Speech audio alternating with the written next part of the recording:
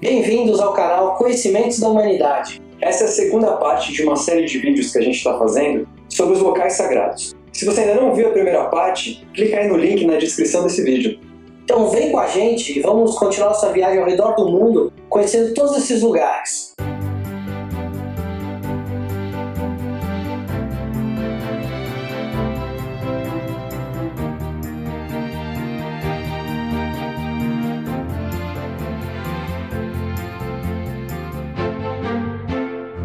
Para começar, a gente vai falar dos locais sagrados do budismo. Os templos budistas passaram por diversas transformações ao longo dos anos. Eles eram usados antigamente para guardar as relíquias dessa religião. No início, eles eram construídos de madeira e em alguns rochedos. Uma das características mais marcantes dos templos são as abóbadas.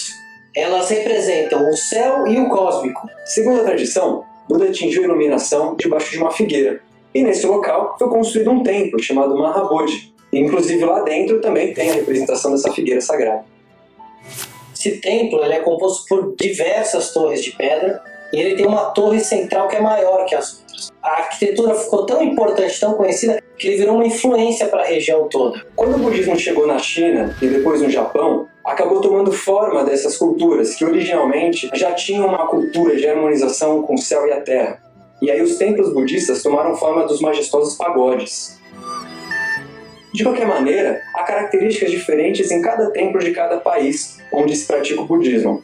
Contudo, tem um elemento que todos têm, que são a representação das três joias de Buda, que são o próprio Buda, os ensinamentos de Buda e a comunidade budista, que para eles é bastante importante.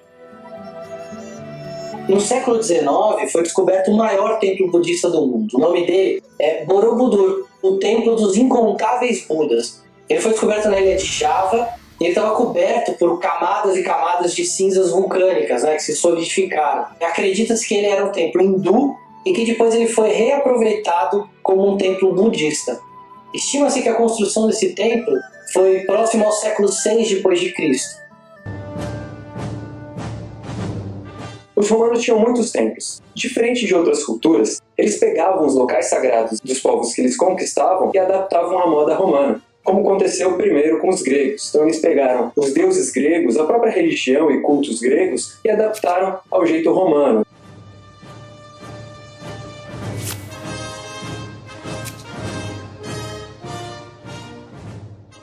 Mas não foi só com os gregos que eles fizeram isso, como é o caso de Mitra. Mitra, ele era um deus relacionado ao sol, à sabedoria e à guerra. Quando Alexandre o Grande ele invadiu a Pérsia, ele trouxe esse culto de Mitra para o mundo helenístico. Os romanos depois adaptaram esse deus para o uso militar. Ele era um deus muito ligado à virilidade, ao poder, à conquista. Então ele foi um deus que acabou sendo adotado pelos soldados romanos. Como eram soldados romanos que se espalhavam por todo o império, acabou se tornando um culto muito forte. E os soldados, eles honravam esse deus fazendo rituais de sacrifícios com touros. O touro era um dos símbolos desse deus. Principalmente depois do século II, o mitraísmo se difundiu muito por Roma. Os templos que eles usavam para cultuar Mitra eram ou câmaras subterrâneas, que era a maioria, mas também usavam grutas artificiais. E a representação desse touro, o sacrifício do touro, eram pintados em suas paredes. Até um dos rituais do mitraísmo, o soldado ele era colocado numa parte inferior da câmara, um touro era colocado sobre ele, esse touro era morto e ele tomava banho com esse sangue do touro. Os romanos, então, como o Bruno falou, eles entravam, dominavam os lugares e adaptavam a religião local para não causar um impacto cultural.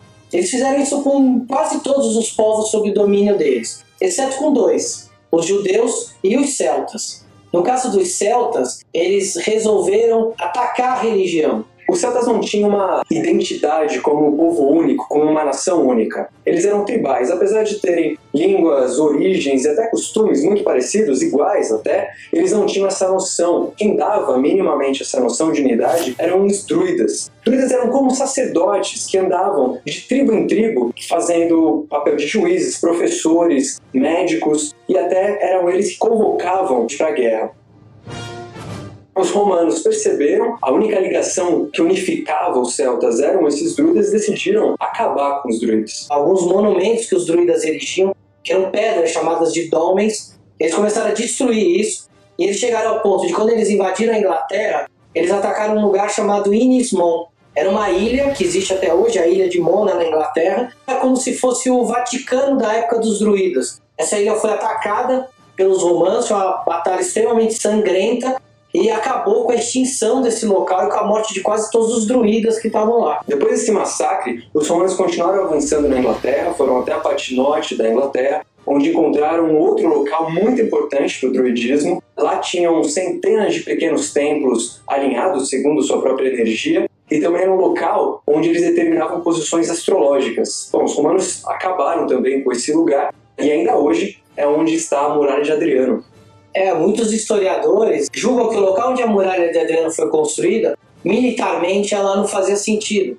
A Muralha da China, por exemplo, foi construída para conter o avanço das hostes mongóis que atacavam a cavalo. Essa muralha foi construída no norte da Inglaterra para conter o avanço dos escoceses da época. Não fazia sentido, porque os escoceses não atacavam a cavalo, eles podiam subir a muralha. Então muitos historiadores acreditam que justamente a muralha foi construída na latitude onde ela foi para ficar em cima desses lugares onde eram os templos celtas. E dessa forma os romanos acabaram com esse culto.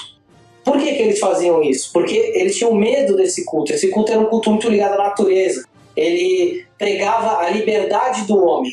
E os romanos não queriam que isso fosse espalhado por todo o império. Aqui nós encerramos mais um vídeo da nossa série. Nós teremos uma terceira parte falando dos locais sagrados. Se você gostou do vídeo, inscreva-se no canal, deixe seu joinha aí embaixo, curta e compartilhe. Valeu!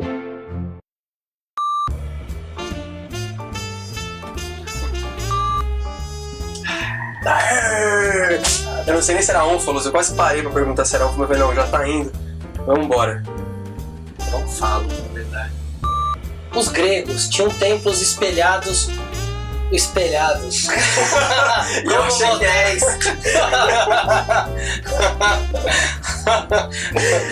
Os gregos tinham os templos motéis. Vamos lá. Essa rota tinha um formato parecido com o de uma mesa. Essa rota? Acabaram definindo e alterando a liturgia judaica. Jedi? E os exílios que os hebreus sofreram acabaram definindo e alterando a liturgia judaica. Tá bom, Acho que não rolou. Ai, Mona. será que Celton é no meio de Celton? Acho que não. Vai é a pergunta, hein? Quando eu falo você, é você. Quando você fala você, sou eu. Tá bom, eu tiro a ênfase no pau. Não, é Pedro. É isso que eu tô vendo, é Pedro. O que foi? Você tava prestando atenção. Tô super concentrado. 1, 2, 3, já.